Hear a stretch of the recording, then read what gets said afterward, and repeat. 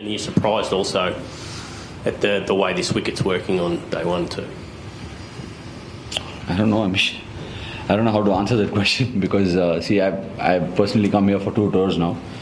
And last time I did pretty well and I was very confident. That's where my whole turn and fate started as a bowler. So I was pretty confident coming back here. Adelaide generally offers a bit of spin, but looking at the grass that there was on the pitch yesterday, we didn't think we'd get a little bit of hold that we're getting around. There is a bit of hold in the wicket, but it's not something that's considerable or vicious or anything like that. It's slowing the ball down off the surface. So not really surprised, but I would say it's slower than what we expected it to play.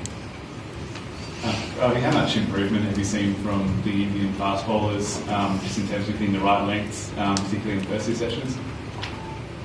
Look, we don't really isolate it as a fast bowling or a spin bowling pack. We identify it as a bowling unit together because one cannot exist without the other. But definitely, we've been working on it and we've done really well over the last year or so as a bowling unit. And today was another perfect traditional Test cricket day for us. I thought we really bottled them up, soaked the pressure, and got the wickets. And that's what we've always asked for from the bowling unit, and we've been doing this on a consistent basis now.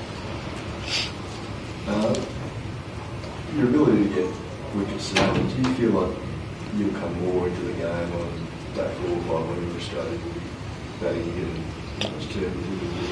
Look, I don't know. I really do not know how much it's going to deteriorate or what's going to happen. It's a drop-in wicket at the end of the day.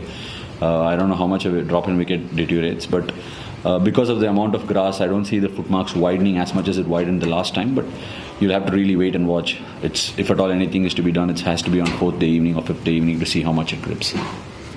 Ash, you've done a pretty good job so far of ticking off the left-handers bingo card. Is that how much are you enjoying having all those left-handers in that side to bowl to? Look, actually, there is a footmark for the right-handers from where there is a lot of help and the odd ball is spinning and the one is going straight. So I haven't bowled to the right-handers much in this game. When Pat Cummins was playing, one went through the gate and all that. So there is a lot more action happening for the right-handers. There isn't much for the left-handers when they're coming out to face the offie, but obviously, like I said, it's not easy to make the shots. If you get the pace right, there is a bit of hold because of the thickness of the grass. Yeah. Ravi, just to follow up that question, I guess, is you've dismissed Shaun Marsh 5 times. What's sort of the key to getting him out? Do you feel you've got a bit of a hold on him at the moment? Dismissed quite a few other left-handers many more times. Look, Shaun Marsh is a fantastic player, so there is a certain pattern that we saw through the videos before we got into the game. And it was sort of an initial setup that we wanted to do, and today the plan really worked, not exactly in the fashion that he dragged it on, but Shaun Marsh is one of the players that has played spin well in that batting lineup, so we thought it's a different plan for him going into this particular test match, and it worked. Last 3.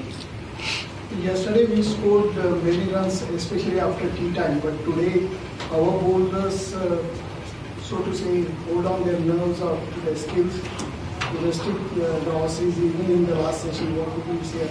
No, that is one of the reasons why I was bowling an extended spell even after tea and before tea as well, to try and make sure that we don't give enough more runs away. I think I see it as neck and neck as far as the game goes right now. Whoever wilts first or whoever gets the momentum from here on obviously has an edge in this test match. So I feel it's extremely well poised and every run is going to be gold dust from here. We've seen sort of in previous battles with Australia that they've been really aggressive to you, with words and also just trying to sort of get you out of the attack. What did you make of their approach to that, and did it surprise you at all? Hit me out of the attack? I can't remember it happening.